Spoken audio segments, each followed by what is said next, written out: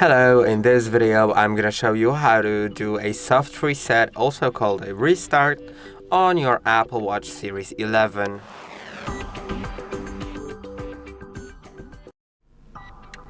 To do a soft reset on your Apple Watch, you should simply you can either, I'm going to unplug it from the charger for a moment. You can either do it with like a standard restart, which is pressing and holding on the side button, the one below the crown. So let's press and hold on it, then tap on this power icon in top right corner. And now slide to power off, like that. And now wait for a moment and your Apple Watch is off. Then you can turn it on by pressing and holding on the side button again.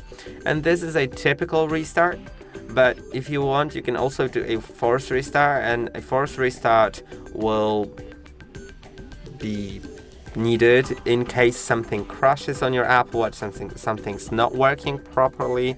In that case, you may actually want to do a forced restart, and I'm gonna show you how to do it once the watch turns on.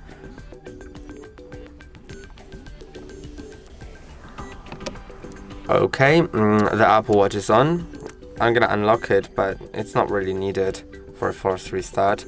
To do a forced restart, you'll need to press and hold on two buttons at once, the crown and the side button, for about 10 seconds. So let's do it.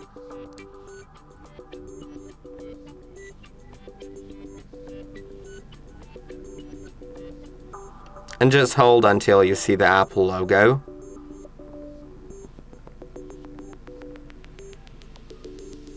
And now we can release those buttons.